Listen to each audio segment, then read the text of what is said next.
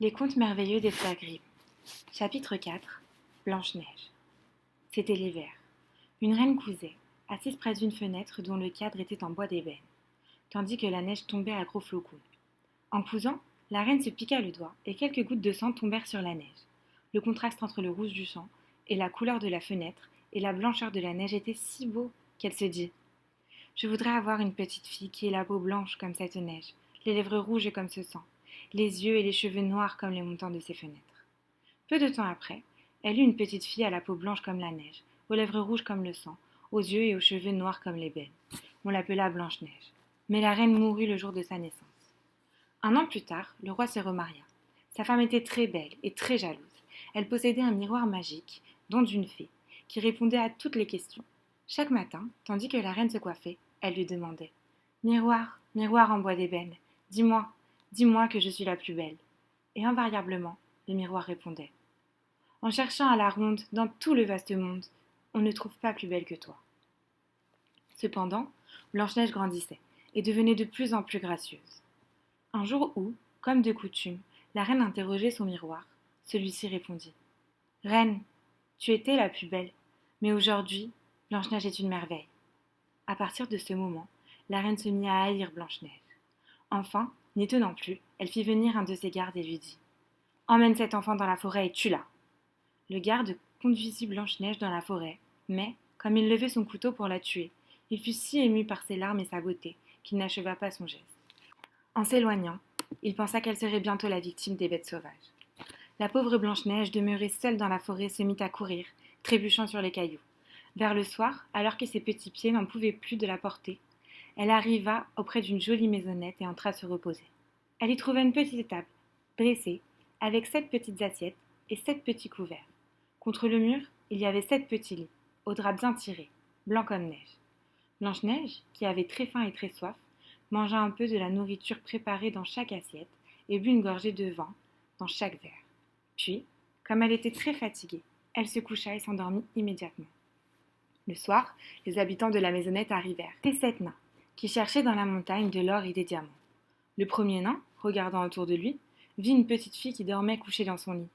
Il appela ses compagnons qui se précipitèrent, élevant leur lanterne pour mieux la voir. Oh, la jolie petite fille, s'écrièrent-ils. Ils la laissèrent dormir, la veillant avec amour. Quand Blanche-Neige se réveilla et qu'elle vit les 7 nains, elle eut d'abord peur. Mais ils étaient si doux et si souriants qu'elle se rassura bientôt. Ils lui demandèrent son nom et comment elle était parvenue dans leur demeure. La petite fille leur raconta son aventure. Les nains lui proposèrent de rester avec eux. Tu t'occuperas de la maison, tu feras la cuisine et tu raccommoderas notre linge. Blanche-Neige remercia et accepta, toute heureuse. Dans la journée, pendant que les nains étaient partis extraire l'or et les pierres précieuses de la montagne, la fillette restait seule, mais il lui avait bien recommandé de n'ouvrir à personne.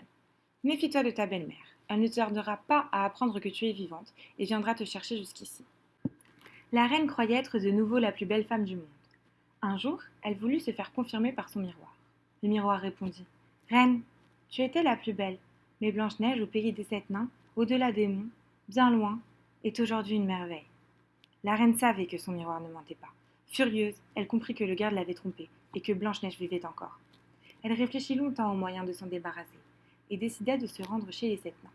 Après s'être bruni le visage et habillée en marchande, elle frappa à la porte de la maisonnette en criant: Belle marchandise à vendre, belle marchandise.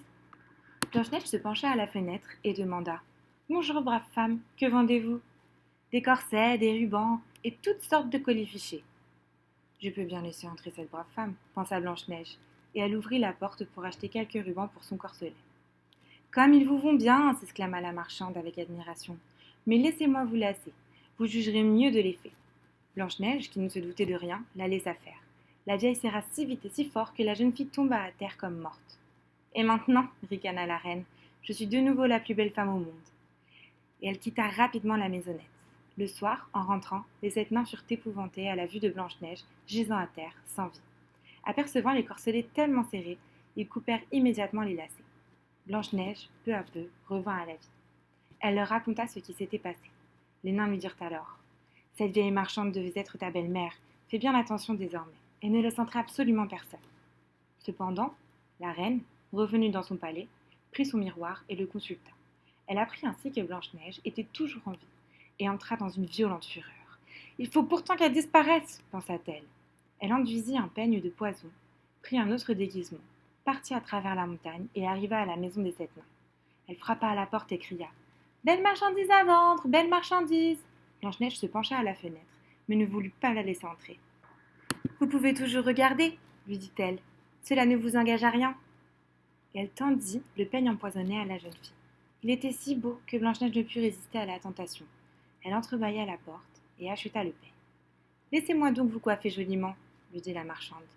Mais à peine avait-elle passé le peigne dans les cheveux de la jeune fille que le poison commença à agir et que Blanche-Neige tomba à terre sans connaissance. Par bonheur, ce jour-là, les nains revinrent plus tôt que de coutume. En voyant Blanche-Neige étendue à terre, pâle comme une morte, ils comprirent que sa belle-mère était encore venue. Ils découvrirent le peigne empoisonné, l'arrachèrent, rendant ainsi la vie à la jeune fille. Puis ils lui firent promettre de ne plus ouvrir la porte, sous aucun prétexte.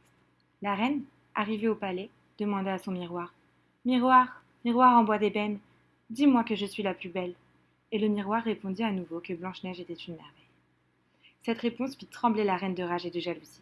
Elle jura que Blanche-Neige mourrait. Dut-elle mourir elle-même? Elle alla dans son cabinet secret et prépara une pomme empoisonnée. Celle-ci était belle et appétissante. Cependant, il suffisait d'en manger un petit morceau pour mourir.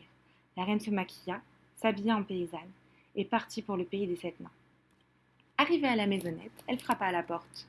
« Je ne peux laisser rentrer personne, on me l'a défendu, » dit Blanche-Neige. « J'aurais pourtant bien aimé ne pas remporter mes pommes, » dit la paysanne. « Regarde comme elles sont belles.